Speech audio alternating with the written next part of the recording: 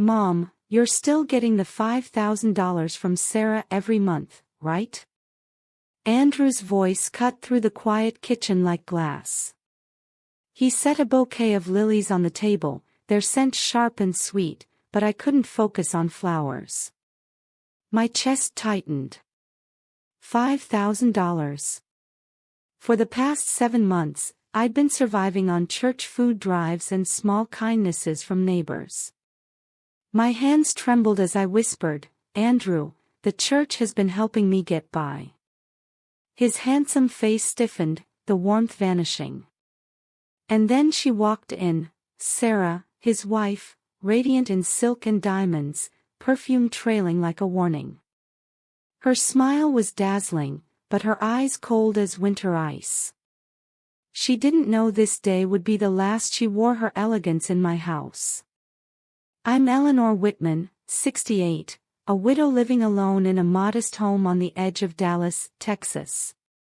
My late husband, James, passed 10 years ago, leaving me a quiet life filled with tending my roses, cooking, and teaching Sunday school at St. Mark's.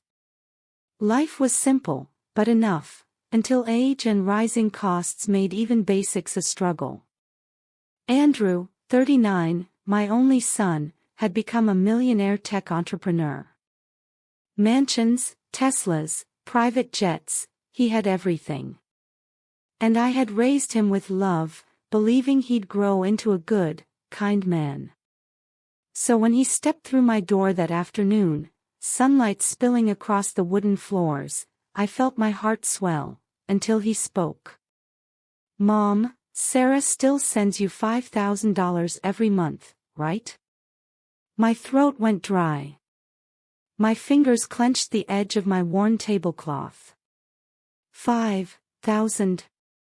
I croaked. "Andrew, the church has been helping me survive." His smile faltered. He looked toward Sarah, who tilted her head, silk cascading over her shoulders. "Of course, Andrew," she purred smoothly. "I bring it every month. You must have forgotten." I looked at her evenly. "If you brought it, it never reached me." The room went still. I could hear the wall clock ticking, the faint hum of traffic, and my heartbeat thundering in my ears. Andrew's brow furrowed. "Sarah, you did bring it, right?" "I transfer it monthly." She smiled wider, unshaken. "Naturally, Andrew. Maybe Mom just forgot, old age, you know." Old age. I'd heard that word too many times since James passed, spoken by people who thought an elderly widow was invisible. But I remembered every bill, every prayer, every face at church. And I knew, without a doubt, Sarah had never handed me a single penny. I nodded slowly, choosing silence. Some battles, I realized, were meant to be won quietly, in patience and dignity. Andrew reached out, placing a hand gently on my shoulder. "Mom, it's probably just a mix-up. I'll check the accounts. I just want you to be comfortable, without worry." I smiled faintly, but inside, a quiet storm of suspicion and resolve was stirring.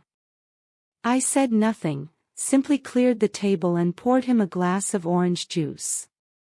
Sarah moved to his side, her hand resting possessively on his shoulder. Her gaze swept over me, cool and dismissive, the kind of look that assumes money can buy loyalty and integrity. The sunlight outside did nothing to warm the sudden chill crawling along my spine. Her eyes flicked over the photo frames lining the walls, Andrew as a small boy, golden hair, wide-eyed and smiling. She exhaled softly. "You've done such a wonderful job keeping the house, Eleanor, even at your age." I returned a faint smile. "Old, yes, but not so old that I forget who crosses my threshold." Andrew shifted uneasily. "Mom, come on. It's Mother's Day." don't be upset. I just want you to be happy. I fixed my eyes on Sarah. Happiness isn't measured by what people claim to do for you. It's measured by what they actually do. Andrew froze, caught off guard, and Sarah's poised smile faltered, shrinking until it vanished entirely. After they left, I sat alone, the sunlight spreading across the worn wooden table, highlighting every scratch and imperfection. $5,000 a month for 8 months, $40,000, money that could have fixed the leaking roof, replaced the fridge, or made my final years comfortable. Instead, I had relied on church pantries, on neighbors' small donations, on gratitude for each loaf of donated bread. My hand pressed to my chest, not in anger, but with a hollow ache, a quiet, relentless pain. That evening, I opened my old notebook, the one where I once jotted down grocery lists and prayers. Tonight, the words were different: seek the truth. Question false tears. I closed it, inhaled deeply, and reminded myself, I am not weak. I have survived loss, loneliness, and hardship. I would survive this, too. Andrew might be deceived, but I was not. And Sarah, if she thought I would sit silently while she played the perfect wife, had chosen the wrong woman to underestimate. Sunlight cut long golden lines across the kitchen floor as I sat there, jasmine tea cooling beside me. My old phone lay on the table, silent. Could I be mistaken? Perhaps the bank had made an error. Maybe Sarah had sent the money through another method. Or perhaps, fleetingly, I had forgotten. No. I remembered every detail, every small kindness received. There had been no letter, no envelope, no deposit from Andrew. That evening, I retrieved my old accounting ledger from my years as treasurer for the church women's committee. I flipped carefully through the pages: $14 for prescription medicine, $22 for utilities, $11 for community dinners. Every penny accounted for. No record of a $5,000 transfer from Andrew. Nothing. The following morning, I walked to First Texas Community Bank, where I still held a modest savings account. Across from me sat a young teller named Emma. I handed her my passbook. Could you check if there have been any transfers from Andrew Whitman? He said he's been sending $5,000 every month for the last 8 months. Emma typed quickly, brows furrowing. She shook her head gently. I'm sorry, Mrs. Whitman. There's nothing. The only activity was a $1.42 interest credit in February.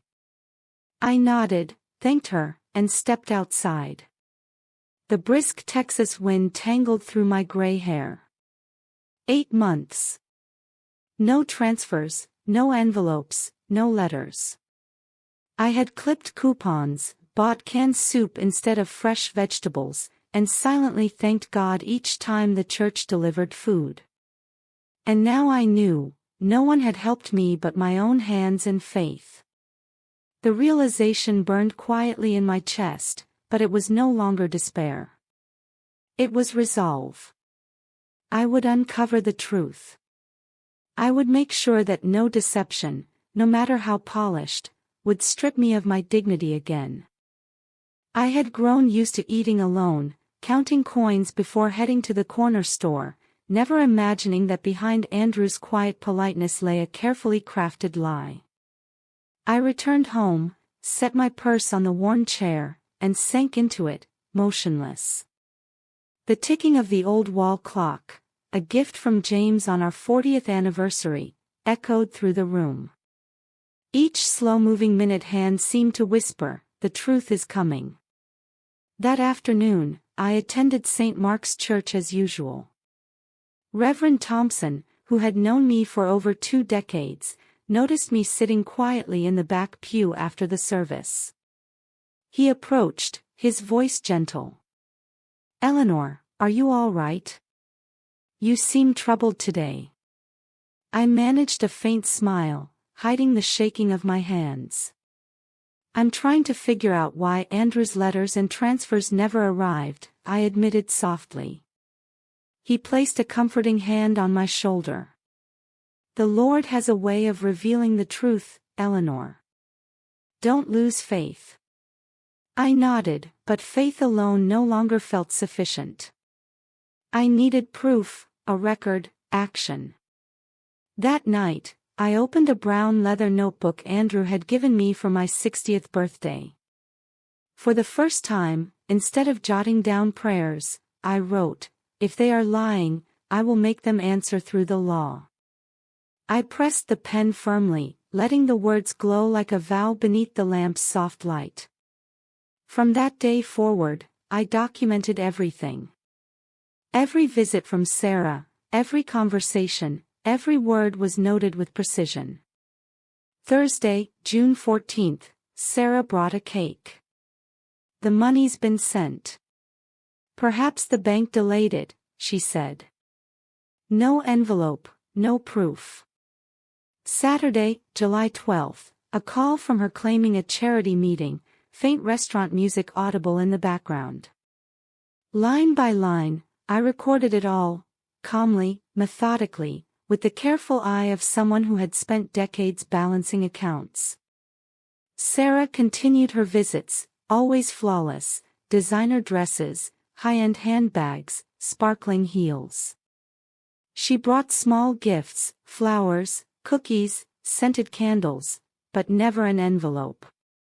One August afternoon, while I watered the garden, her white Mercedes glided into the driveway. She stepped out holding a bundle of lavender. "I brought you these to help you relax," she said, her voice syrupy sweet. "Stress isn't good for memory." I set down the watering can and wiped my hands on my apron. "My memory is fine, Sarah," I replied. "Fine enough to remember that the last time you brought me money, it never happened." Her face twitched for a fraction of a second, but she quickly composed herself, masking it with a radiant smile.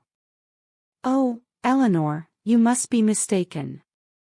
I've been sending it. The bank must be at fault."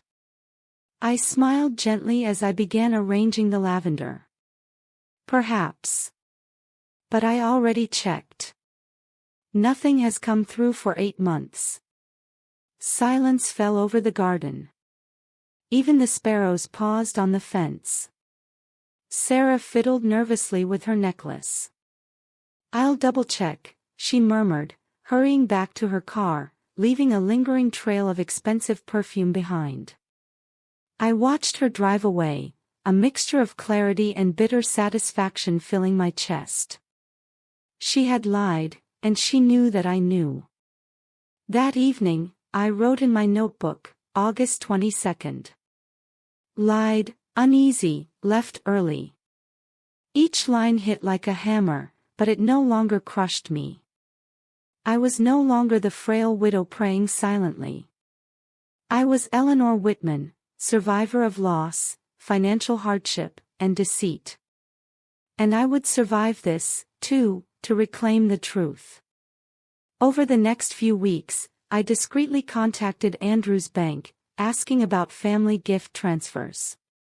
While they couldn't give specific details, one kind employee offered a hint.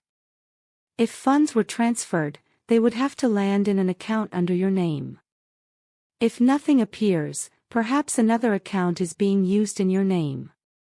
The word sent a chill through me. Another account, under my name, but not mine. I closed my notebook, inhaled slowly, and understood the challenge ahead. Sarah was clever, manipulative, and capable of influencing Andrew. But I had spent decades as an accountant for multiple companies, managing thousands of dollars without ever losing track. If someone dared forge my name, I would find them. That night, I reread every note I had written, each word sharpening my resolve. This was no longer a quiet battle. It was a pursuit of justice, a reclaiming of my dignity, and the exposure of a lie that had hidden behind false smiles for far too long. The lamplight flickered over my careful, uneven handwriting, the ink shining faintly on the page. Between the lines, I imagined James smiling at me, his voice echoing the lessons he'd taught. "Eleanor, if someone underestimates you, don't shout. Let them hear the sound of truth instead." I closed the notebook, feeling a quiet, focused calm settle over me. The next morning, I walked into St. Mark's Church carrying a small envelope stuffed with copies of my notes. I handed it to Reverend Thompson. "Please, Father, if one day I can't come to service, keep this safe for me," I said softly. He frowned, concern written across his face. "Eleanor, what are you doing?" I smiled gently but firmly. "I'm preparing for the truth to be heard." Walking home, the sun on my back, I felt a lightness I hadn't known in months. I knew the road ahead would be hard, there would be tears, disappointment, and betrayal, but fear had no place in me anymore. I would recover every single $5,000 taken from me, and, more importantly, reclaim the respect that Sarah and Andrew had assumed I'd lost with age. As the sun dipped behind the old oak trees, I sat on the porch, staring at the fiery horizon. The golden light touched my gray hair as I whispered to the empty yard, "Sarah, you chose the wrong mother to deceive. And this one still has lessons left to teach." I closed the notebook, writing one final line, "The first step toward justice is memory." And I knew, deep in the Texas dusk, that my fight was just beginning. The following morning, the Texas air was warm and dry, carrying the faint scent of jasmine from the vine behind the porch. I was trimming my lavender bushes when I heard the soft purr of a luxury engine approaching. Gravel crunched under tires, and my heart skipped. A brand new silver Lexus gleamed in the driveway, the paint reflecting the sunlight so brightly I had to squint. Sarah stepped out, immaculate as ever, as if she'd walked off the cover of a fashion magazine. A cream linen dress flowed over her frame, oversized sunglasses hid half her face, and mirror-shiny heels clicked against the stones. In her hands, she carried a large gift basket tied with gold ribbon. "Good morning, Eleanor. I brought a little something for you," she said, her voice smooth and honeyed, with a hint of steel beneath. "Andrew's tied up in meetings, so I came instead." I wiped my hands on my apron and stood, watching her ascend the porch steps. "How thoughtful. You both must be very busy," I replied evenly. Her gaze drifted across the garden. "Your garden, still beautiful as ever. How do you manage it alone?" "With these hands and a little patience," I said, tucking my shears back into the soil. She set the basket on the patio table, fancy cookies, a jar of marmalade, a small bottle of wine, perfectly arranged, but hollow. I knew that kind of gift. Expensive, beautiful, and empty. I poured 2 glasses of iced tea and looked her directly in the eye. "Sarah, let me ask you something. Where's this month's money? The $5,000 you promised." Her smile froze for the briefest moment, like a shadow passing over sunlight. Then she laughed, a sharp, brittle sound.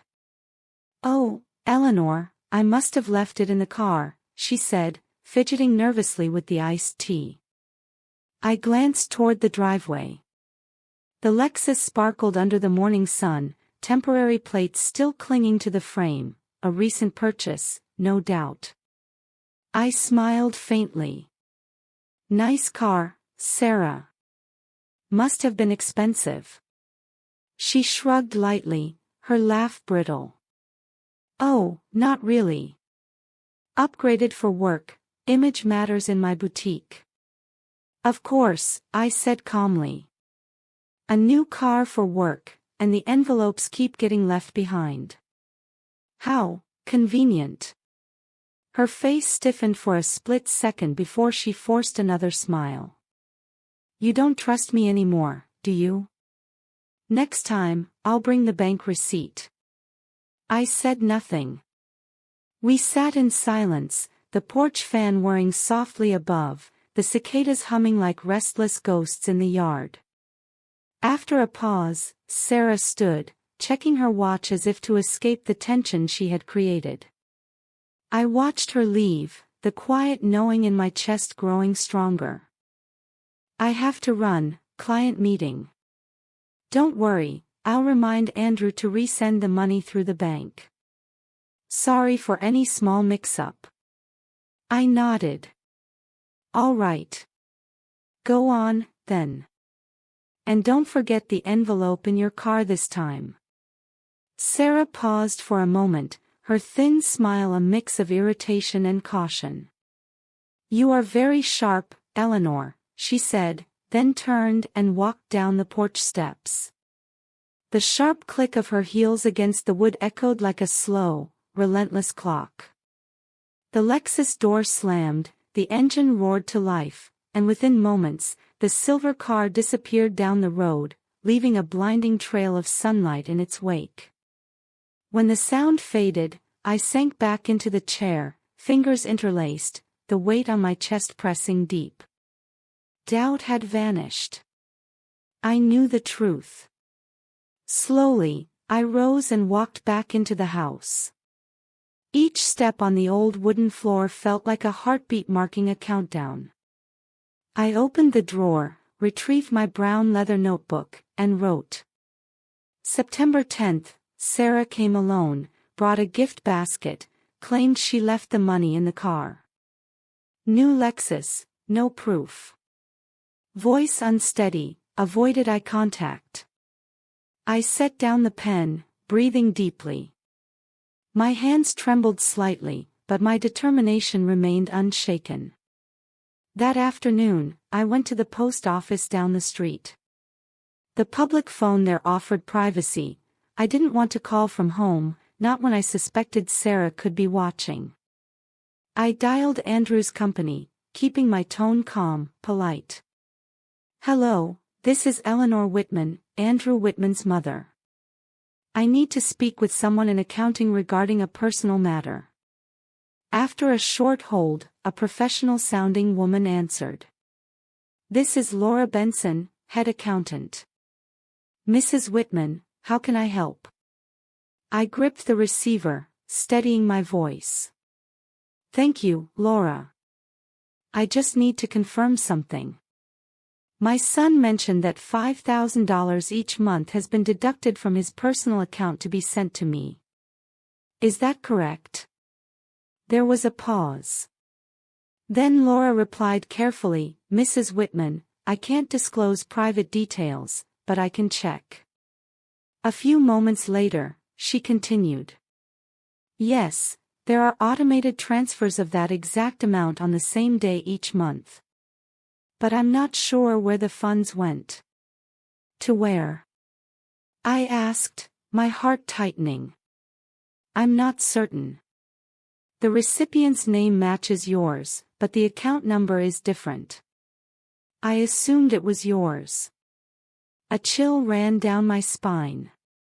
I forced myself to speak evenly. Thank you, Laura. That's all I needed. I hung up, standing motionless in the small booth. My mind cleared, sharp as glass. There it was, the truth. Someone had opened an account in my name, and only one person close enough could have done it, Sarah. On the walk home, my shadow stretched long across the cracked pavement. The wind carried the scent of dry grass and scorched earth, a smell that reminded me of summers long ago, when my father used to say, if you want to know who's honest, look at their hands. Work leaves a mark. I thought of Sarah's hands. Long, manicured fingers, diamond rings, designer handbags. Not a single callus, not a trace of labor. That night, I skipped dinner. I poured a cup of peppermint tea and sat at the kitchen table under the warm glow of the lamp. The house was so still I could hear the faint last cries of cicadas outside. Opening a fresh page in the notebook, I wrote. September 10th, Sarah visited, elegant and pretending to care. New car, same lies. Confirmed with Andrew's company, money being sent, but not to my account. Tomorrow, the truth begins to surface. I closed the notebook and stared at my reflection in the window. A silver-haired woman, small but strong, with eyes still burning bright. Tomorrow, I would no longer be a waiting mother. I would be a seeker of justice. I switched off the light and stepped onto the porch. The night breeze was cool, carrying the scent of jasmine and damp earth, and for the first time in months, I felt ready. Ready to fight. Ready to reclaim what was rightfully mine. Moonlight spilled across the garden, illuminating the worn wooden bench where James and I used to sit and talk for hours. My fingers traced the chipped armrest as I whispered, "James, if you were still here, you'd tell me to do the right thing, wouldn't you?" Only the soft rustle of the wind answered, but I understood. It was enough. I went back inside, locked the door, and faced the mirror.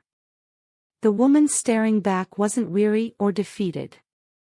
She was Eleanor Whitman, a mother who would no longer allow anyone to strip her of her dignity. I knew that when morning came, Sarah's carefully constructed lies would start to unravel. The next day, I was clipping lavender stems when a firm knock echoed through the kitchen. Not the hesitant tap of a neighbor, nor the soft knock of a delivery man, this was deliberate. I wiped my hands on my apron and opened the door.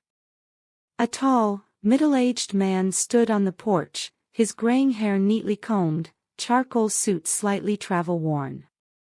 He gave a polite nod. "Mrs. Whitman, I'm Richard Cole, chief accountant at your son's firm, Whitman & Partners." I narrowed my eyes. Richard Cole. I only spoke with Emma, the accountant, on the phone. He nodded. "Emma is my assistant. She told me about your call yesterday. I thought you should know a few things personally." His voice was calm, serious, tinged with regret. I invited him inside and poured a glass of water. Sunlight streamed through the windows, catching the creases in his face, lines of experience, and perhaps, of unease. He placed his leather briefcase on the table and opened it, revealing a thick folder. Neatly organized sheets of numbers and printed tables stared back at me, familiar language, the language of accounting, my world for 30 years.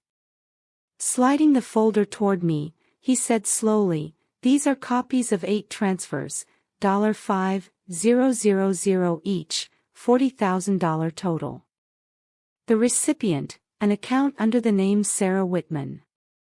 Cold shock ran through me. My hands shook as I flipped through the pages. Each transfer, on the same date every month, steady as clockwork, verified by the bank. Sender, Andrew Whitman. Recipient, Sarah Whitman. I looked up, my voice hoarse.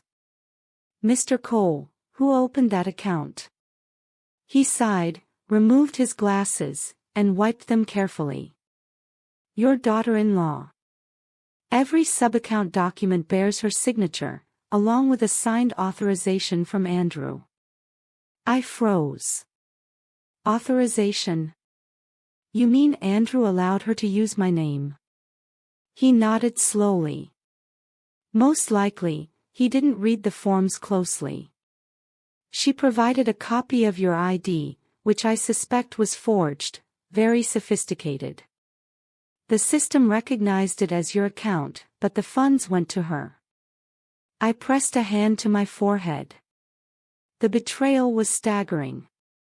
For 8 months, Sarah had used my name, the name of a mother, to redirect money from my own son. And Andrew? I asked quietly. Does he know? Richard hesitated. Honestly, I don't think so. Andrew is hardworking but trusts too easily. He leaves most of the paperwork to Sarah. He paused, looking me in the eye. She's also been using the company credit card for personal expenses. I blinked, stunned. The corporate card? Yes. Whitman and Partners card is meant for client entertainment and business costs, but we found charges for spa visits, jewelry, clothing, even first-class flights to New York, over $30,000 in 3 months alone. I stared out the window at the morning sun washing over the garden, remembering that day Sarah had sat with me, chatting about how busy Andrew was. "Mother, I handle everything for him," she had said. Now I understood. Everything meant every dollar. Turning back to Richard, my voice steady despite the ache in my chest, I said, "Mr. Cole, if I decide to expose this, will you help me?" He met my gaze, his gray-blue eyes unwavering. "Mrs. Whitman, I'll do everything I can." "Mrs. Whitman, I believe in justice, but I also believe in evidence," Richard Cole said quietly, leaning slightly over the table. "We have to prepare carefully. If we rush, she could twist the story and make Andrew doubt you. Sarah is not an easy opponent." I nodded slowly. "I know. I've seen her do it before," smiling while lying through her teeth. Richard gave a faint, grim smile. "I'll help, but I need time to gather everything. Transaction histories, related documents, written confirmation from the bank that the account isn't yours. It will take a few days, but I promise, you'll have the truth." I met his steady gray-blue eyes, and for the first time in months, I felt a spark of hope. "Thank you, Mr. Cole," I said softly. "You don't know how much this means to me." He closed the folder and stood. "I'm just doing what's right, Mrs. Whitman.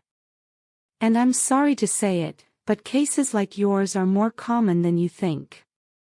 People are betrayed by those closest to them every day." I glanced at a framed photo on the wall, Andrew at 10, grinning beside James, his small hand clutching mine. I remembered that rainy afternoon vividly. James had whispered, "Teach him to recognize good men from smooth talkers, Eleanor. They often wear the same smile." Richard left after a while, and the house fell silent.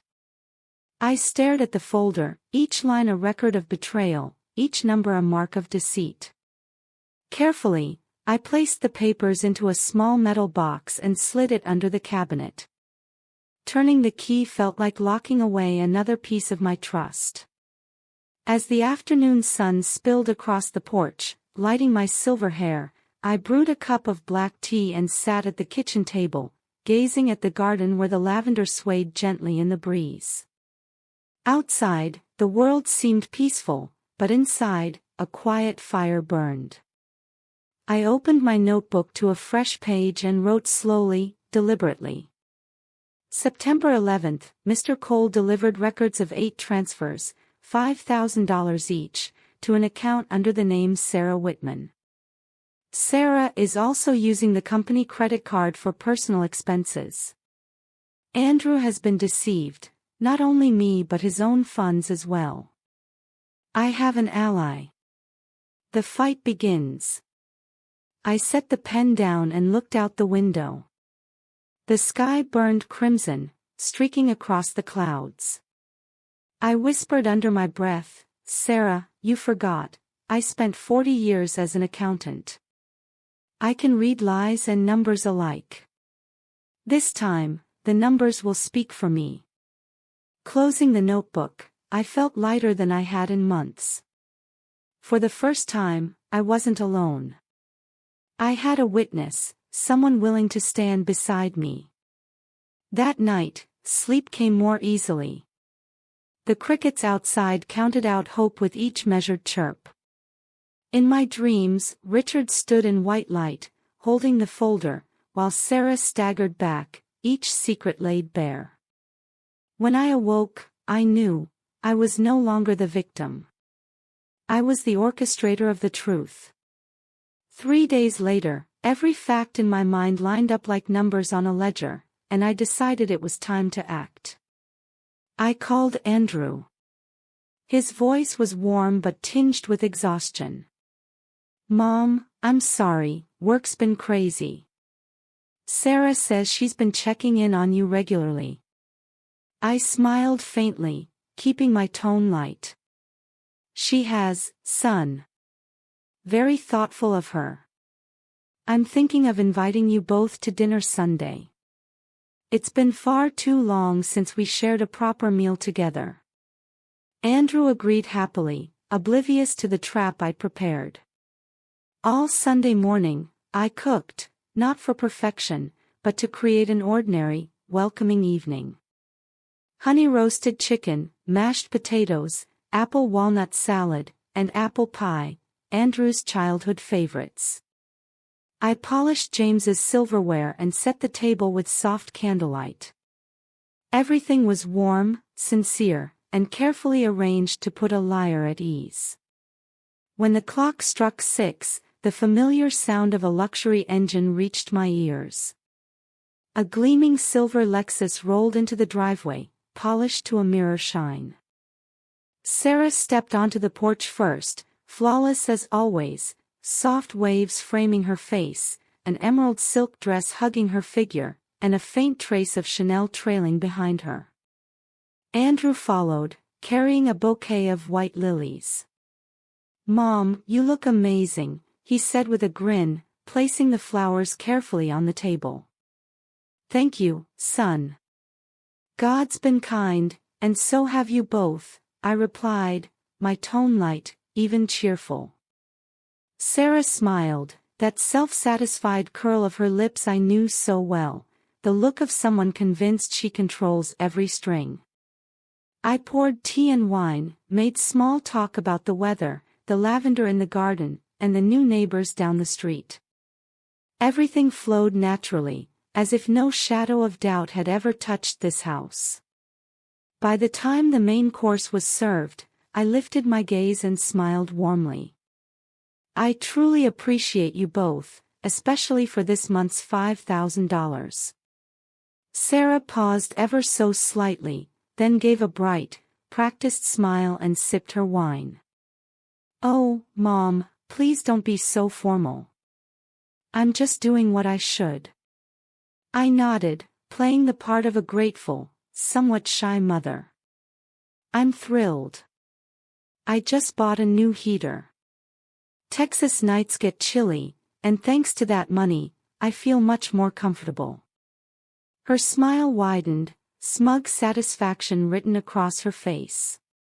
She tilted her head toward Andrew as if to silently say, "See? Everything's fine." I let her relax, then asked casually, as if I were speaking about nothing at all, "Sarah, I'm curious, what day do you usually send the money?" She answered immediately, without hesitation, reflexive. "The 10th of every month, Mom."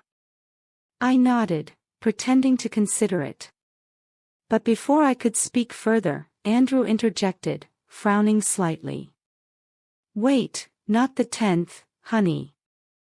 I set the auto-transfer for the 15th.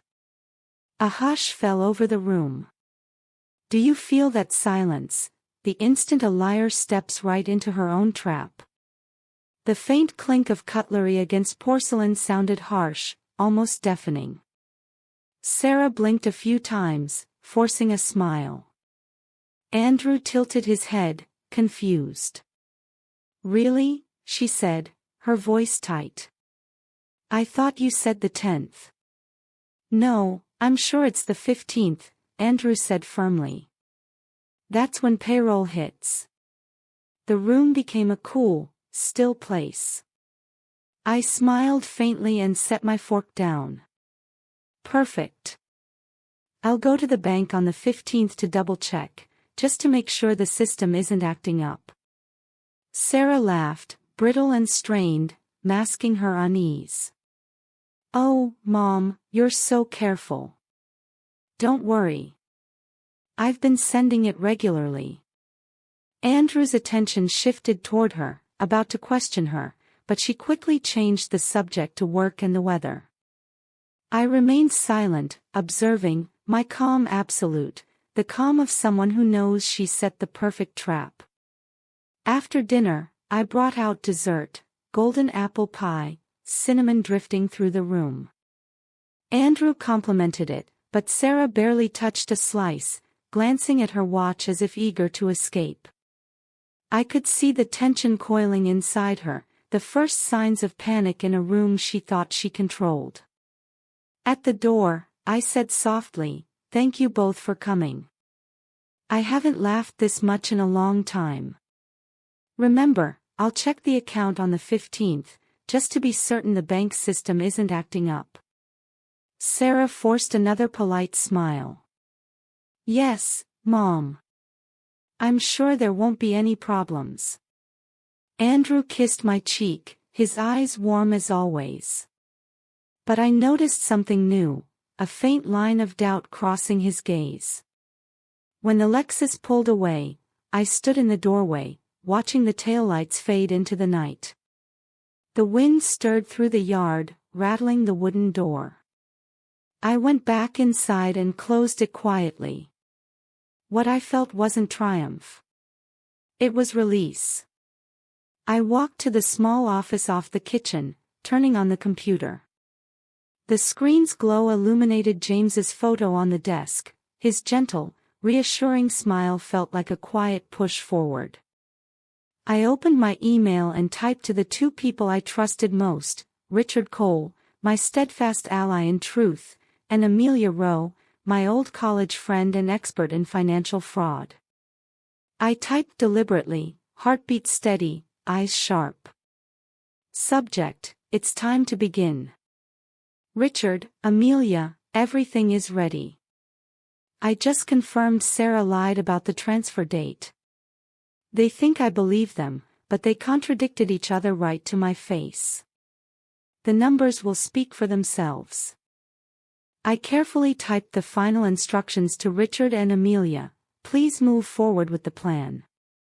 Start reviewing all transactions and prepare a detailed comparison file. By the 15th, I want every piece of evidence organized. It's time for her lies to unravel. I paused over the words unravel and smiled faintly. It wasn't vengeance that lifted the weight from my chest, it was the certainty that truth would expose the deception. I leaned back in my chair, the night breeze stirring the curtains, carrying the scent of jasmine and damp soil through the kitchen window. I closed my eyes and let the rhythmic ticking of the clock echo in my mind, counting down to the 15th, the day the lies would begin to crack. 2 days later, Richard replied, short and to the point, like he always is. I obtained confirmation from the bank. The account in your name was opened by Sarah using forged documents. Amelia will handle the legal side, and a subpoena will release the data. Everything is progressing as planned. I read the email slowly, letting my chest rise and fall with relief. I wasn't cruel. I didn't want revenge. I wanted clarity, truth, and for my son Andrew to see the reality of misplaced trust. That evening, I opened my justice journal and wrote a single line as a quiet ritual. September 13th, dinner went perfectly. Sarah exposed herself. Andrew began to doubt. 15th bank check. Truth is coming, steady as a breeze. I closed the notebook, blew out the candle, and let moonlight filter through the window. In the glass, I saw Eleanor Whitman, the silver-haired widow, slight in stature but with eyes that still burned bright. I whispered softly to the memory of James, my late husband, Frank, she thinks she's clever. But the noose tightens with her own hands. I'll wait. I'll watch. The 15th will tell the story. The next morning, the Texas sky was crisp and clear. I sat by the window with a cup of hot jasmine tea, my calm deliberate. Today Richard had promised to deliver all evidence. By mid-morning, the phone rang. Mrs. Whitman, Richard's voice was steady, low, and precise. The files are complete. I've sent you all statements and supporting invoices. Amelia has reviewed everything. Your case is ready to move forward legally. I thanked him softly, keeping my voice even, though my hands shook slightly.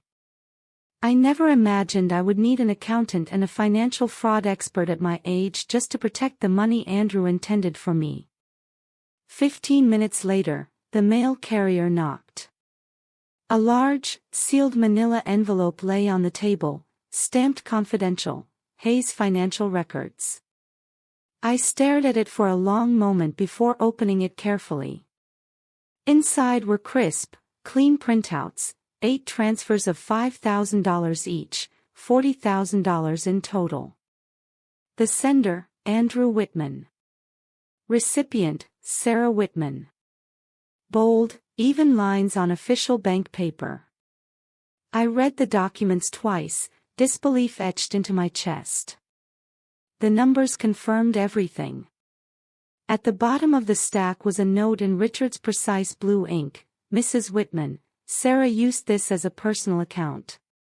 In addition to the 8 transfers, there are charges via the secondary company card, spa treatments, shopping, travel, and a car lease.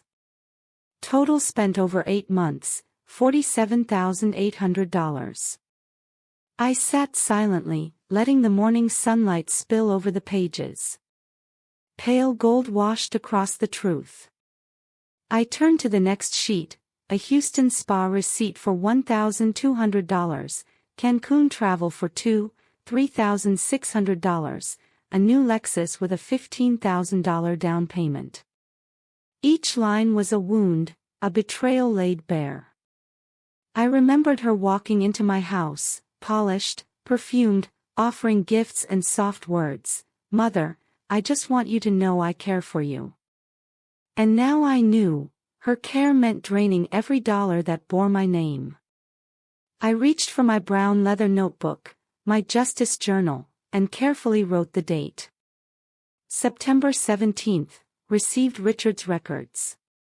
8 transfers of $5,000, all in Sarah's hands.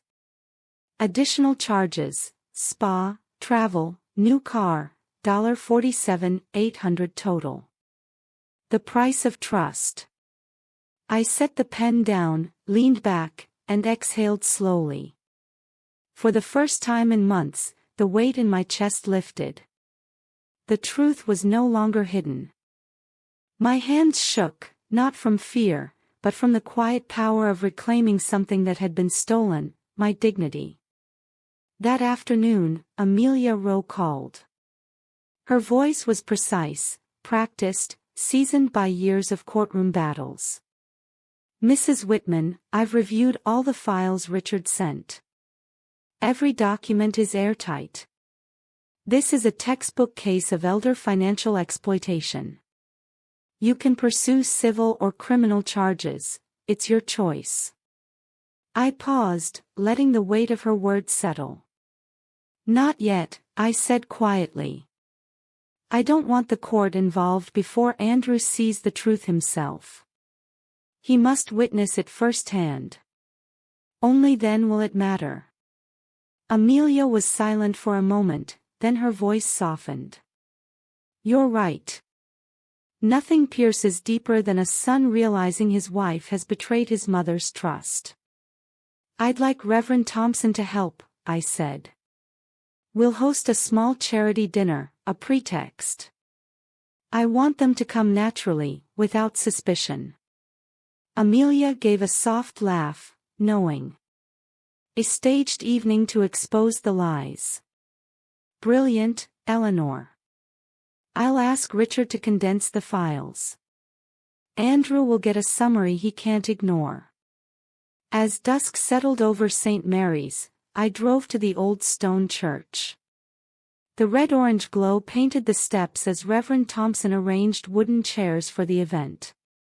After I explained the plan, he paused, then smiled warmly. Sometimes, Eleanor, the Lord doesn't need thunder to reveal sin, he said. He only needs the small light of truth.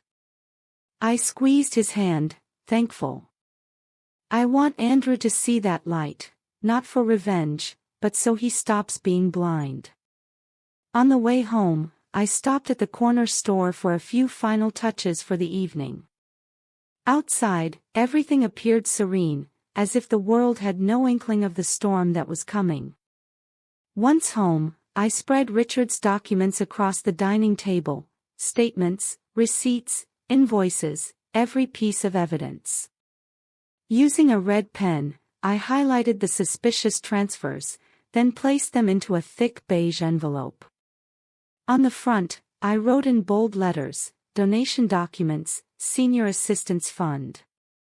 Only I knew there were no donations inside, just proof of deceit and stolen trust.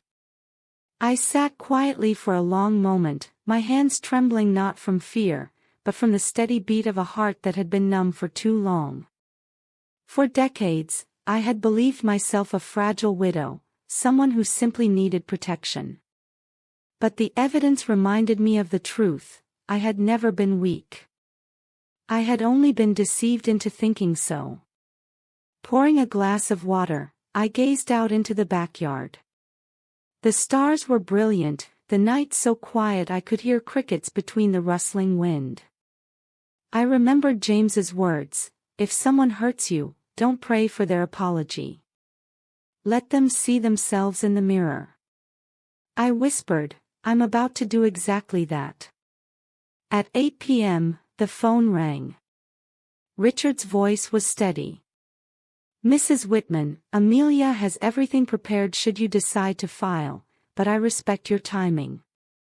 Waiting until the right moment is wise. Sarah will expose herself soon enough." I smiled. "I know, Richard. Thank you.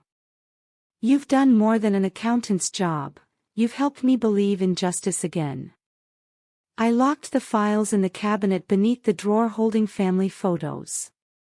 On top, I left a note, evidence not just of fraud, but of a mother refusing to stay silent. Turning the key, the click sounded final, a promise kept. That night, I opened my notebook and wrote a single, clear line: Richard gathered all statements, receipts, travel tickets, and car papers. Sarah spent over $40,000 from the mother's account. Amelia confirmed it's enough for an elder financial exploitation case. But I won't file yet. Andrew must see first. Reverend Thompson will help stage the dinner. The envelope will sit in the center. My hands tremble, not from fear, but from reclaiming my dignity. Tonight, I sleep in peace. I set down the pen and exhaled. The warm glow of the desk lamp fell on an old family photo, Andrew as a child, grinning beside his father, his smile pure, untouched by ambition, or by the sweet-faced woman who now sat at his side. For the first time in months, I felt calm, ready, and quietly triumphant. I reached out and touched the photo frame softly, whispering, "Mom, you always said trust is everything. I'll make sure you remember that." Turning off the lamp, I moved slowly to my bedroom. The night air slipped through the curtains, carrying the faint scent of the lavender garden. I slid under the blanket and felt a lightness I hadn't felt in months. After 8 long, torturous months of uncertainty and deceit, I slept deeply. Not because Clara had been punished yet, but because the truth was finally on my side. The next morning, the Texas sunlight spilled over the small garden, turning the lavender vines a warm, golden hue. In the kitchen, a pot of rich beef stew simmered quietly, its aroma filling the air with memories. This had always been Andrew's favorite dish. Every birthday he'd ask for it, insisting my stew was better than any restaurant's. Today, though, I wasn't cooking out of sentiment. This was a ritual, a final dinner for Andrew to witness the truth I had kept hidden too long. I set the table with a crisp white cloth, antique porcelain dishes, and 3 small wine glasses. In the center, the beige envelope rested like an unspoken guest, waiting for acknowledgement. Around 7 p.m., I heard the familiar hum of a car pulling into the driveway. Through the window, I saw Andrew and Sarah step out. He wore a simple white shirt, easy and relaxed. She, as usual, appeared overly polished, a pale pink silk dress, shiny new heels, and a string of pearls around her neck. "Mom," Andrew said, hugging me warmly. "This smells incredible, like home." I rested a hand on his shoulder. "Just like old times, Andrew. Made it for you." Sarah hovered behind him, that perfected smile in place. "Oh, how cozy. You always make dinner feel so special, Eleanor." "Yes," I said softly, "tonight will be very special indeed."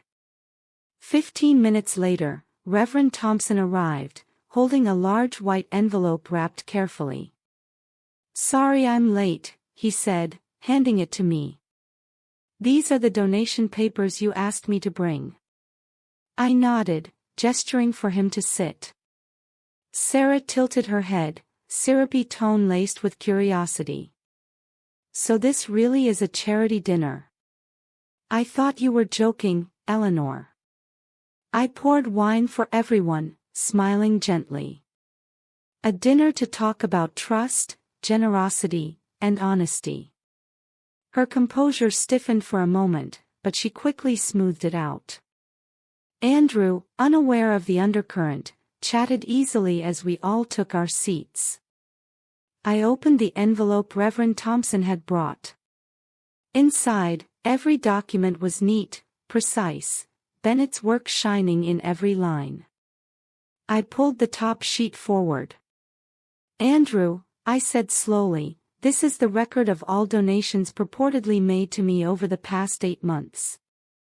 I think you should see it yourself." Andrew frowned. "Donations?"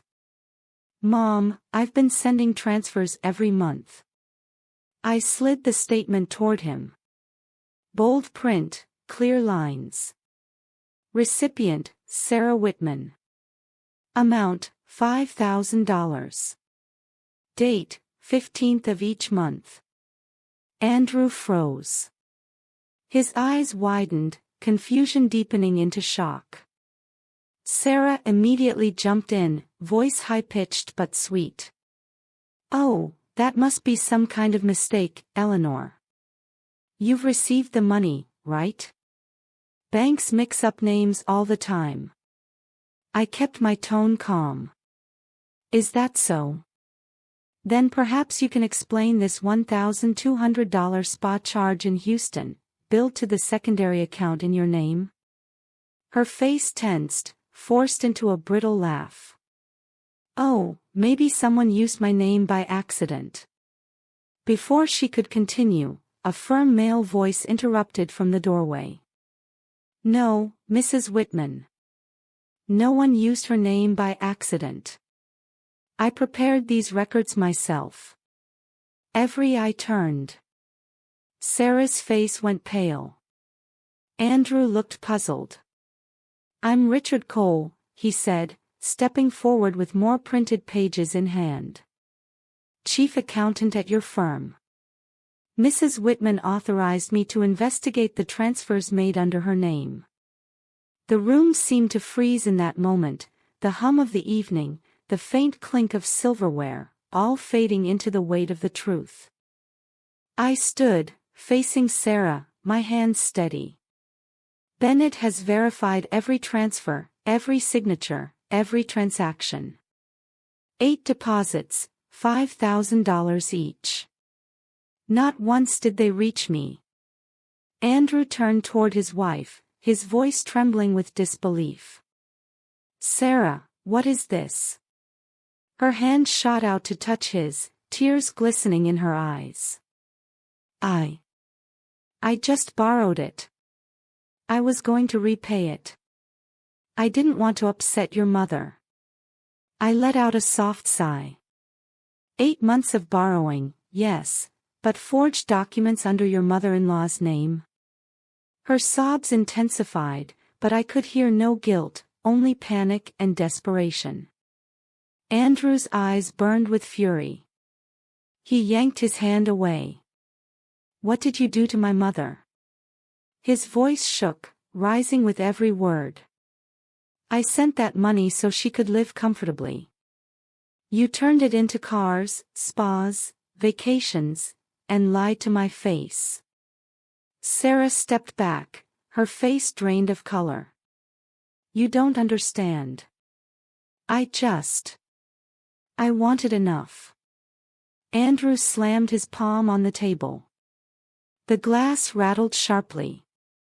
Silence fell, broken only by her ragged breathing and the pounding of my own heart.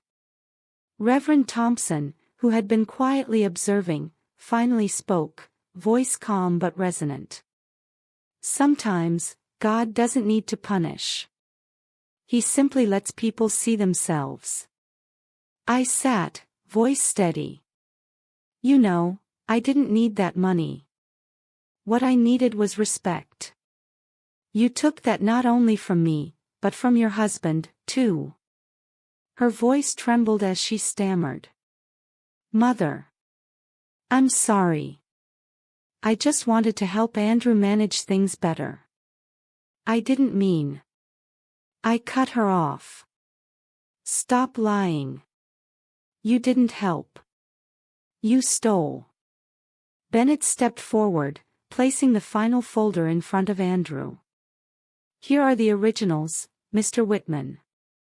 Forged authorizations, bank statements, receipts, everything. Keep them. You'll need proof to protect what is rightfully yours. Andrew said nothing. He stared at the numbers, the paper, the undeniable proof. Then he looked at me, eyes wide with shame and dawning understanding. Mom. I had no idea. I was a fool to trust her. I laid a hand on his shoulder. No, son. Trust was never the mistake. The mistake was in those who betrayed it. Sarah collapsed into tears, her gaze darting desperately around the room. I can't take this anymore, she shouted. Suddenly, she grabbed her purse and stormed toward the door, her heels pounding against the wooden floor, each step a drumbeat of her downfall. Andrew stayed seated, head bowed. He said nothing. The door slammed behind her. Silence enveloped the room. No more excuses. No more tears. Only the lingering aroma of stew and the weight of truth. I glanced at the scattered papers across the table, proof of 8 months of deceit. I exhaled, a quiet release. It's done, I murmured. The curtain swayed in the evening breeze. Bennett nodded, gathering his files. Reverend Thompson placed a comforting hand on my shoulder. Margaret, you've done what few mothers have the courage to do. I smiled faintly, feeling an emptiness mingled with relief. Victory did not bring joy, only release. When everyone left, I stayed behind, clearing the table, stacking plates and wine glasses. The chair Sarah had sat in still held a trace of warmth. I looked around, remembering each word, each glance. 8 months of deception shattered in a single evening. I gathered the pages, stacked them neatly, and returned them to the envelope. My hands trembled, not from fear, but because I had reclaimed my dignity. Outside, the night wind lifted the curtains. Moonlight streamed in, illuminating the envelope like a seal of truth. I picked it up and noticed the blue stamp, Texas County Court. My chest tightened. I had anticipated this moment, yet seeing it official made my heart heavy. Inside was the notice, case number 23 CF 98-1. Eleanor Whitman, plaintiff, versus Sarah Whitman, defendant, elder financial exploitation and family fraud. A short message from Amelia had already arrived. All evidence had been filed. The preliminary hearing was scheduled for next Monday. I placed the letter on the table, feeling the finality of preparation. The truth was now no longer just a plan, it was official, inevitable, and unstoppable. Afternoon sunlight spilled through the courthouse blinds, falling across the thick folder Bennett had delivered a week ago. I traced its smooth cover with a finger, feeling the chill of paper and ink, the weight of 8 months of betrayal contained within. Justice was near, yet satisfaction was elusive. The morning of the hearing, the Texas sky was overcast, clouds heavy with unspoken tension, the wind biting at my coat as I walked with Amelia. She was calm, her brown coat neat and her eyes sharp, the face of someone used to facing hard truths. "Holding up, Eleanor?" she asked quietly as we approached the entrance. I pressed my lips together. "I am. I just wish it didn't have to come to this." The courthouse hallway stretched long, glossy white tiles reflecting the harsh light from overhead. The faint scent of coffee, paper, and polished wood filled the air, mingling with nervous anticipation. Somehow, it felt familiar, safely impersonal. When we entered the courtroom, Sarah was already seated at the defendant's table. She wore a tailored black suit, hair tied back perfectly, her face pale but her eyes feigning composure. A young attorney fidgeted beside her, clearly a last-minute hire. Andrew sat a few rows behind, slouched, silent, and weary. His gaze didn't meet mine or hers, eyes hollow, shadows beneath them deep. As I took my seat, Sarah's eyes flicked toward me, her faint smile a brittle mixture of defiance and panic. The judge rapped the gavel. "This court is now in session for the case of elder financial exploitation, Eleanor Whitman versus Sarah Whitman," he said, voice steady. Amelia stood first, her file in hand, posture straight. "Your Honor, over the course of 8 consecutive months, the defendant, Mrs. Sarah Whitman, misappropriated a total of $40,000 from an account fraudulently opened under her mother-in-law's name. In addition, she used a secondary company credit card belonging to Hayes and Partners for personal expenses, including luxury spa treatments, travel, and a private vehicle purchase." The courtroom went silent.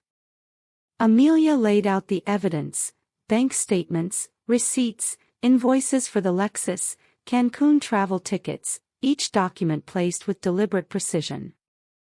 She looked directly at Sarah. The defendant systematically deceived a 67-year-old widow. Every document bears evidence of forgery, every transaction a deliberate act of theft. This was intentional and calculated. Sarah's lawyer jumped up, voice pitched in protest. "Your Honor, my client maintains this was merely a misunderstanding. Mrs. Whitman may have misremembered certain transfers, and these were household management decisions, not theft." My chest tightened. Sarah lowered her head, feigning vulnerability, then lifted it, voice trembling. "Your Honor, my mother-in-law has been forgetful lately. I've brought her money many times. She must have misremembered. I never intended harm. The words stabbed at me. I wanted to leap from my seat, to scream. Amelia rested a firm hand on my shoulder. Calm, she whispered through the touch.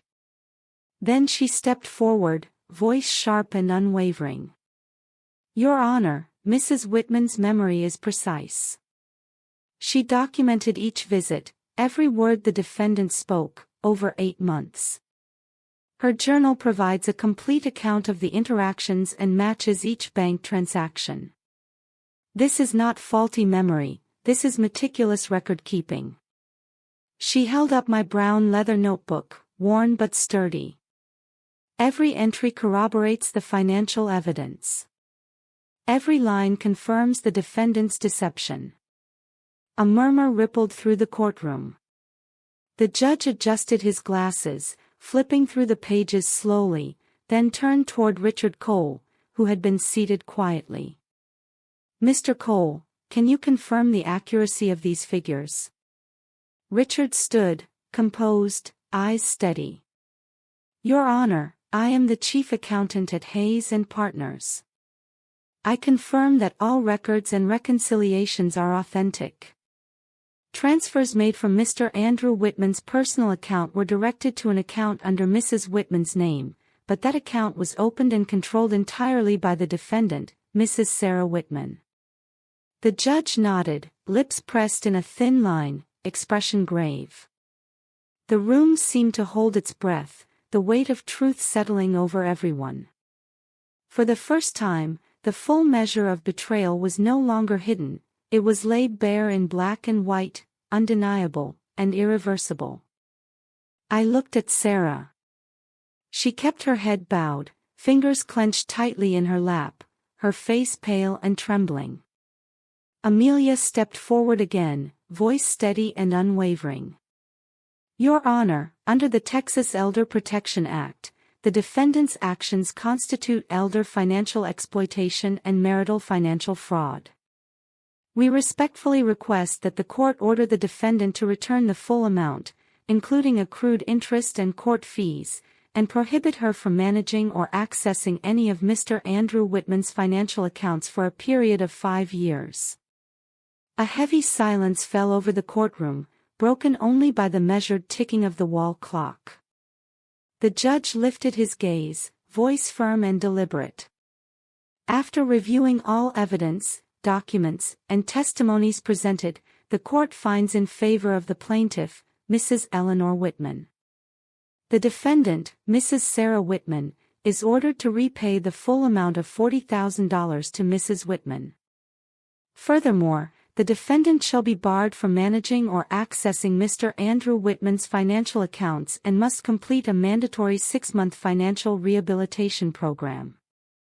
This court is adjourned.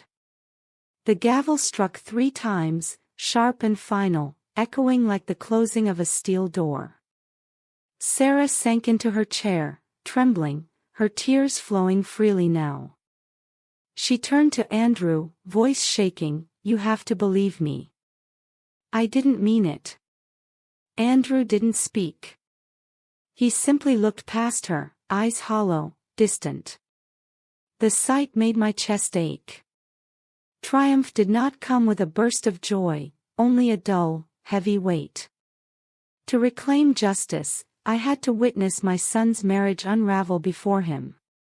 I had once dreamed of Andrew building a life filled with love, warmth, and happiness. That dream now lay scattered across a courtroom floor, buried in papers and court filings. Amelia placed her hand gently on my shoulder. You did the right thing, Eleanor. You didn't just protect yourself, you protected your son. I nodded silently, unable to summon a smile. Justice, I realized, carries a double edge. It cuts away lies and deceit, but also severs the delicate strands of family bonds.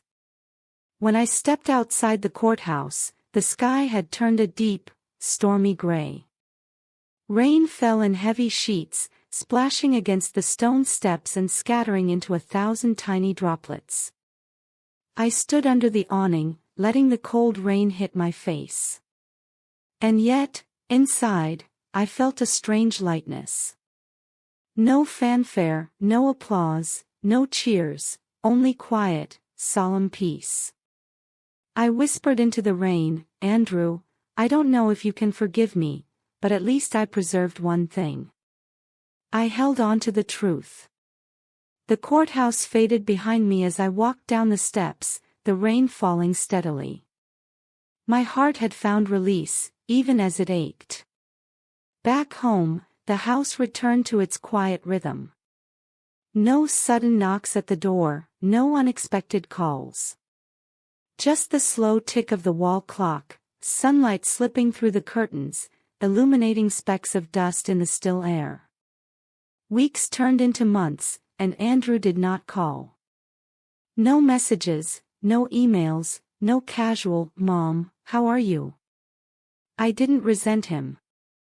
I understood he was trying to repair what remained of his life.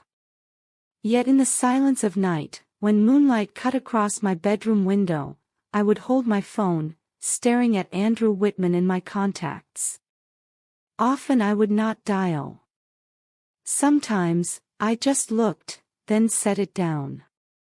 Being a mother, I learned, often means knowing when silence is the most honest gift. One morning in June, the restitution payment arrived. $40,000, deposited into my account after 8 long months. I opened the bank email, "Deposit completed successfully," and felt nothing. Not elation, not revenge, only emptiness. I sat before the screen, letting the silence stretch. Then an idea came: money used once for deceit could now be transformed into something good. I spent a portion repairing the roof, replacing curtains, and buying a proper heater. For the rest, I reached out to Reverend Thompson and Amelia. Sitting in the parish office, I told them, "I want to start a small foundation." The words hung in the air like a promise. A way to turn betrayal into care, loss into purpose. I realized that day what true justice meant: not simply repayment, not merely punishment, but transformation. And slowly, a quiet sense of hope began to take root. I decided to name it the Whitman Care Foundation. My goal was simple: to help seniors who had been deceived or financially exploited by family, just as I once was. Reverend Thompson studied me behind his round spectacles, a faint smile tugging at his lips. "Eleanor, this isn't just compassion," he said. "This is how pain transforms into purpose. God often uses our suffering to seed something good in the world." Amelia Rowe, always methodical, opened her notebook and began jotting notes. "We can register it as a nonprofit. I'll handle all the legal filings. Reverend Thompson can serve as a community liaison, and you, Eleanor, you'll be the founder." I chuckled softly, gripping my warm coffee cup. "I don't want to be a founder, Amelia. I'm just a mother who learned how to stand tall again." 3 months later, the Whitman Care Foundation officially opened. Our first office was humble, located in the basement of St. Mary's Church. 3 desks, an old printer, and a hand-painted sign reading, "Helping Seniors Reclaim Their Voice." Each week, Reverend Thompson and I welcomed people who shared their stories. An elderly woman whose daughter had tricked her into signing away her home. A 72-year-old man whose grandson emptied his pension account. An 80-year-old widow whose signature had been forged on a bank loan. Every story was a wound, but I had learned to listen without tears. I held their hands, sharing what I had endured, telling them that truth doesn't always rescue you immediately, but it always arrives on time. Amelia worked tirelessly, contacting legal aid groups, applying for grants, and training volunteers. I focused on the hard work, listening, documenting, writing letters, and providing quiet comfort.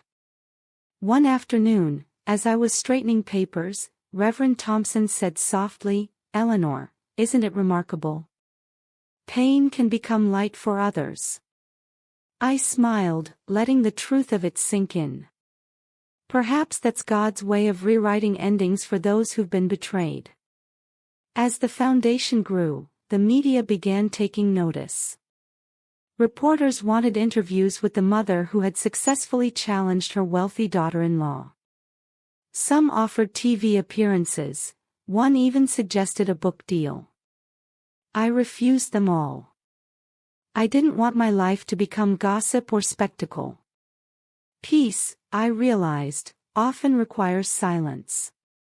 When Amelia asked why I avoided the press, I said quietly, "Justice can be public, but healing must remain private." She nodded, understanding completely. At night, I started a new ritual. I would light a small candle by the window, letting its soft glow fall on the photo of Andrew and me. I whispered, "Where are you, Andrew? I am not angry. I only hope you've learned from this pain." The flickering flame illuminated his innocent childhood smile, untouched by betrayal. I touched the cold glass, and warmth spread through me. Forgiveness, I realized, is not forgetting, it's refusing to let the wound control the rest of your life. Sometimes Reverend Thompson asked, "Have you truly forgiven her?" I would answer, "Perhaps I have, because I no longer wish her suffering." But forget? Never. Betrayal leaves marks that even time cannot erase. He would smile and say, "You are still the strong Eleanor I know." One crisp autumn morning, as I tended the garden, Amelia arrived with a thick envelope. "Eleanor, the foundation has received funding from the Elder Justice Fund. They want a long-term partnership." I held the envelope, overwhelmed but grounded. A woman who once survived on church canned goods was now helping others reclaim their dignity. I didn't cry. I only smiled, a soft, gentle smile, as quiet as morning mist. Yet on quiet nights, I still sometimes hear the wind brush against the door, sounding almost like Andrew's voice calling. I know he isn't ready yet. Perhaps he's still struggling to forgive himself, learning the cost of trust through silence. I do not blame him. I wait, not for him, but for the truth to complete its circle, the truth about motherhood, trust, and the resilience of love, even after betrayal. I know that one day, if Andrew knocks on my door, I will open it. Not because I've forgotten the past, but because I have learned to love without allowing myself to be broken again. I lit the candle again, watching the flame quiver and sway across the photograph frame. Outside, the wind carried the soft scent of lavender into the room, mingling with the faint smoke of the fireplace. I whispered under my breath, more to the night than to anyone else. "Andrew, I don't need apologies. I just want you to remember this: trust is the most fragile gift we give, and once it's broken, it can take a lifetime to rebuild." The flame shrank until it became a thin golden thread, then finally winked out. I remained by the window, strangely calm. The storm, I realized, had already passed. Later that night, rain pounded the roof and lashed against the windows, drumming on the lavender pots I'd moved inside earlier that day. The yellow lamplight glimmered off the wet glass, casting tiny reflections like pieces of memory I had been piecing together for months. I was seated at the table, reviewing donation files for next week's Whitman Care Foundation meeting, when a sharp, persistent knock echoed through the house. I glanced at the clock, past 10 p.m. At my age, a visitor this late was rare. Heart pounding, I crossed the room and opened the door. The wind slammed against it, rain soaking my coat instantly. And there he was, Andrew. His hair plastered to his forehead, clothes drenched, eyes red and haunted.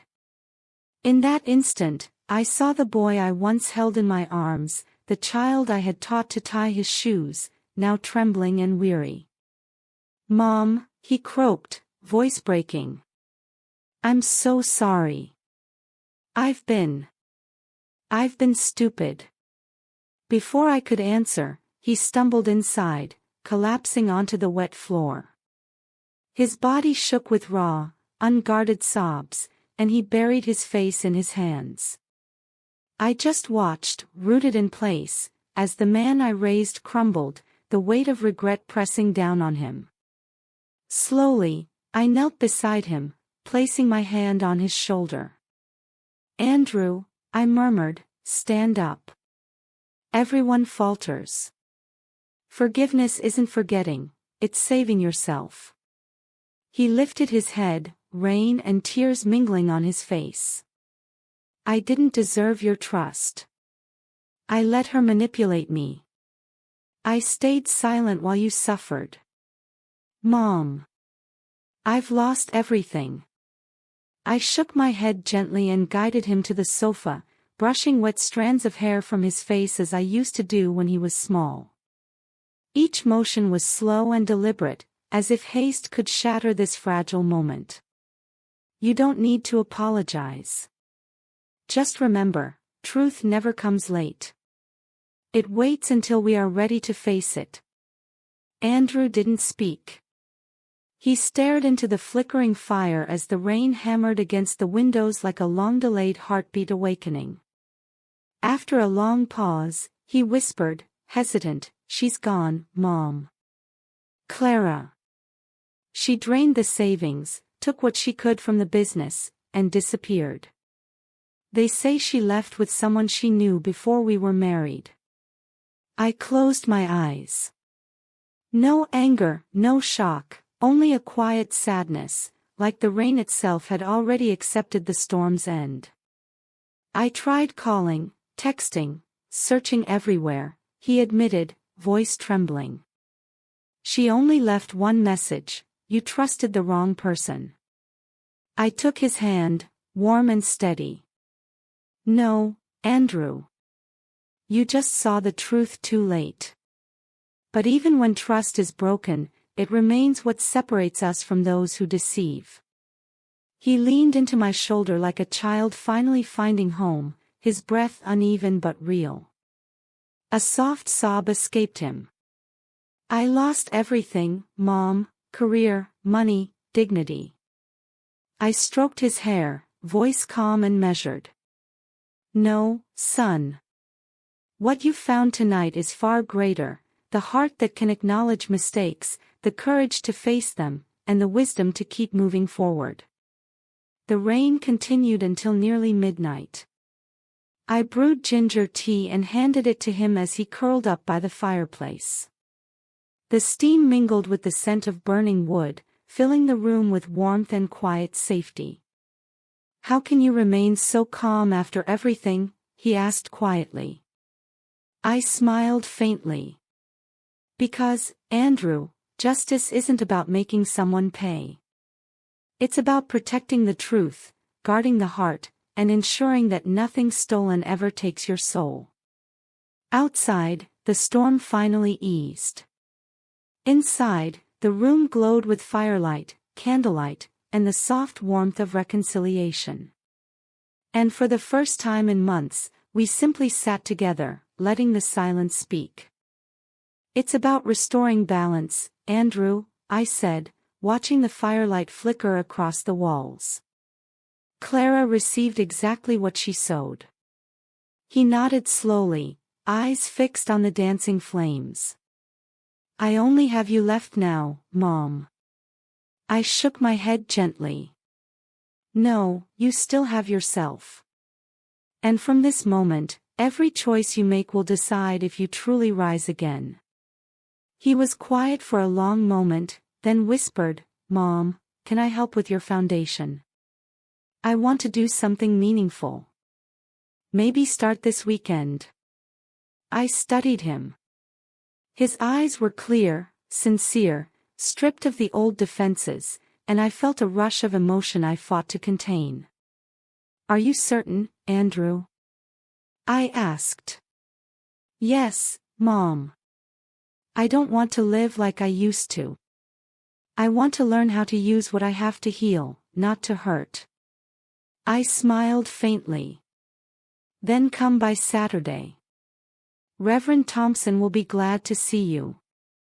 From that day forward, Andrew arrived every weekend, driving in early with coffee for everyone at the foundation. He worked beside me, organizing files, writing thank you letters, helping Reverend Thompson set up chairs, or accompanying Amelia to meet elderly victims and record their stories. People say time heals all wounds, but I realized it wasn't time. It was my son's transformation that became the true medicine. One morning, sunlight spilled across the office as I glanced at Andrew, bent over a spreadsheet, hair catching the light.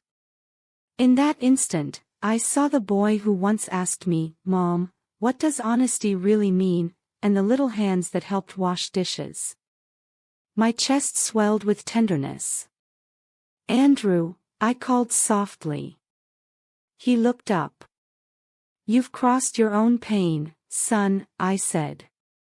Not everyone has the courage to face themselves. A rare, genuine smile curved his lips. If it weren't for you, Mom, I don't know how long I'd have stayed trapped in guilt. I rested a hand on his shoulder.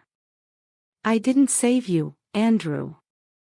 You saved yourself. Outside, a gentle rain began to fall. I watched droplets slide down the windowpane before vanishing, and for the first time, the door that had once swung open that stormy night now remained still and welcoming. No more rain spilling in, only the soft scent of wet earth and lavender. In that quiet, I understood, life, even when broken, leaves the door open for those willing to return.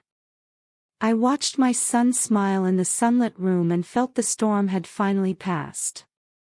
Peace had arrived, not with fanfare, but quietly, like a tide reclaiming the shore. One crisp autumn morning, sunlight spilling through the window, I sat at my desk staring at a blank sheet of paper. The lavender on the porch sent its familiar, patient fragrance into the room. I lifted my pen, and the ink flowed easily, the first words taking shape. Clara, thank you. Because of you, I have learned the true weight of honesty and the power of self-respect. I paused, the morning light soft on the page. There was no anger, only a quiet acceptance. If not for you, I might still believe that truth is obvious, that kindness is always repaid. You taught me differently. Truth has meaning only when we are brave enough to defend it. You took my money, but in return, you gave me something no wealth can buy, freedom. My pen moved with a gentle rhythm. I don't know where you are now or if you have found peace, but if one day you read this, know that I forgive you. Not because you deserve it, but because I refuse to stay chained to the darkness you left behind. I folded the letter carefully and slipped it into a cream envelope. Then I opened a small wooden box my late husband, James, had used to store old birthday cards. I placed the envelope inside, nestled among family photos and a note he had once written, Margaret, truth doesn't need to be shouted. It only needs to be lived. I closed the box. The soft click of wood felt like a chapter gently finishing, a story concluding with quiet dignity. In the months that followed, the Whitman Care Foundation grew faster than I could have imagined. What began as 3 desks in the basement of St. Mary's Church had become a center of hope. Every day, more people came seeking guidance, reclaiming their dignity, and learning that even after betrayal, life could still be lived with courage and compassion. Each week, new faces came through the doors of the foundation.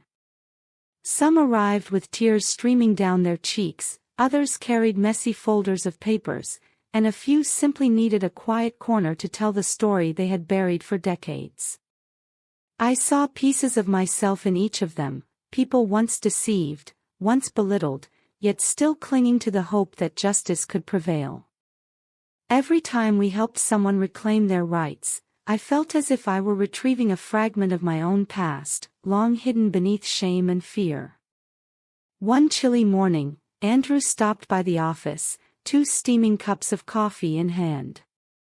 He sat beside me, eyes scanning the room that had once been bare but was now alive with posters, charts, and thank you notes from seniors whose dignity had been restored. "I can't believe how far this has grown, Mom," he said, voice low, a mix of wonder and emotion. "You really turned all that pain into something good." I smiled, setting my cup down. "Not just good, Andrew. This is the light of justice. God forgives, yes, but justice never forgets." He nodded slowly. "I think I'm beginning to understand that." I looked at him and saw the man he had become, not the one who once ran from difficult truths, but someone who bowed to what was right, even when it was hard. My chest felt lighter than it had in years. The days of standing in line at the church for canned food were long behind me, but I no longer felt shame in remembering them. Those days had taught me endurance, humility, and the worth of self-respect. No matter how much we lose, if we hold on to self-respect, we are never truly defeated. Every morning, I wake early, brew tea, and open the windows to let sunlight spill across the photo of James and me. His white shirt gleams in the light, his arm around my shoulders, eyes gentle and approving. I smile, imagining his pride. Not because of money recovered, but because I carried forward the strength he had always believed in me, the strength to define my own worth. That evening, after Andrew left, I lingered at the office, opening the old journal that had tracked this journey. I wrote the final line, "The thief is gone, but the lesson remains."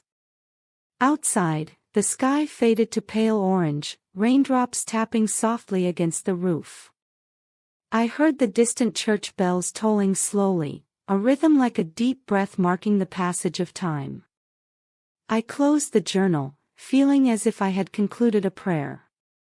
No revenge, no applause, just the quiet certainty that honesty, even in a cruel world, finds a place to stand.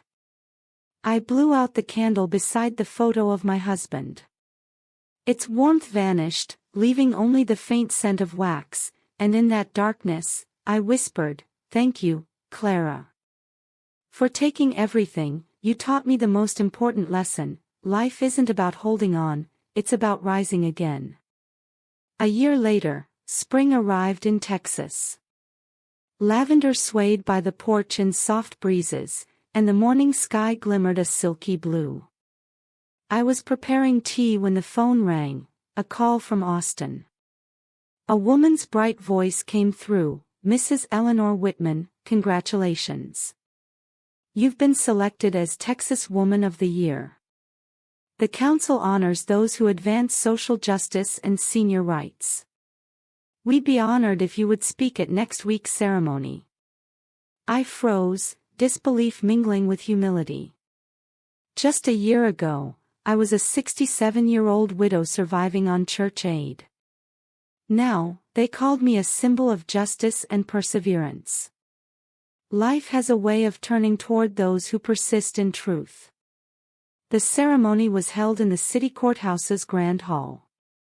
I chose a simple, light blue dress, reflecting the quiet life I now led. When I stepped onto the stage, applause filled the room. Among the audience, Andrew sat in the second row, a crisp white shirt on him, eyes shining with pride, a look I hadn't seen since he was a boy. The host introduced me, Mrs. Eleanor Whitman, founder of the Whitman Care Foundation, a woman who transformed personal suffering into a force for justice, helping countless seniors reclaim their dignity. I walked to the podium, hands trembling slightly, but my voice steady. I looked out at the room filled with faces, some smiling, some teary-eyed. This was not just recognition, it was proof that honesty, courage, and persistence can light a way even after the darkest of times. "Thank you," I began, my voice steady but warm. "But today, I'm not here to tell my story. I'm here to share the story of a mother, an ordinary woman who was betrayed by the person she trusted most in her family. A daughter-in-law who stole not just money, but the very trust that held her household together." The room fell silent. Young and old, men and women leaned forward in their chairs, drawn in by the weight of honesty. I continued, my words slow, deliberate. "I once believed that silence was the sharpest revenge against betrayal. But I learned something more powerful. When someone takes your trust, you don't fight fire with fire. You reclaim it with truth. Calm, steady, unwavering truth. Because the power of truth far outweighs any punishment or anger." Applause rippled through the hall, long and heartfelt. I paused, taking a breath. From the front row, I caught Andrew's gaze. His eyes glistened with unshed tears. Seeing him there, understanding the journey, almost broke me, not because I felt pity, but because I knew he finally grasped what honesty truly meant. I lowered my voice, warm and intimate, as if speaking to every person who had ever been wounded by betrayal. Justice isn't only what a judge declares in a courtroom. It begins the moment you have the courage to say, "Enough." Even when the one who wronged you is someone you love. That, my friends, is the bravest act any parent, or any human being, can perform. After the ceremony, the room filled with handshakes, bouquets, and photos. I couldn't remember every face, but I remembered the feeling, quiet, deep fulfillment, free from bitterness or resentment. Outside, soft rain began to fall. In Texas, the rain has a way of reminding you that even gray skies can glimmer. I stood beneath the courthouse awning, watching droplets shimmer under the streetlights. My heart felt lighter than it had in years. Andrew came up beside me, draping his jacket across my shoulders. "Mom," he said softly, "I've never seen you like this before. So radiant." I smiled and held his hand. "It's not the award that matters, son. It's that you're here. Only now you understand, truly, what it means to live by honesty." He looked up at the sky, misty-eyed. "I do, Mom. I promise I'll live by it from now on." The rain continued, but it no longer felt cold. Inside me, a small light glowed, the light of faith, freedom, and new beginnings. That night, back home, I sat at my desk and opened the old journal that had carried me through this journey. I wrote the final line, "A mother's greatest victory isn't winning in court, it's teaching her child the value of honesty." I closed the book and listened to the wind whispering through the trees outside. The scent of rain lingered, soft and steady. On the table, a small candle flickered beside a family photo, James, Andrew, and me. 3 faces frozen in time, bound by one truth: love never dies, it only changes shape. I smiled, quietly content. My life is no longer lavish or loud, but it is full in its own quiet way. And if you're sitting there tonight, in your own room, perhaps reflecting on your own challenges, I want to say this: thank you for staying with me until the very end. If you've faced betrayal or injustice within your family, share your story. Let your voice guide someone else toward hope. And if you, like me, believe that truth always finds its way home, stay with us. We will tell stories of mothers, of women, of ordinary people who stumbled, but rose again, guided by justice, compassion, and resilience, from the heart of Texas.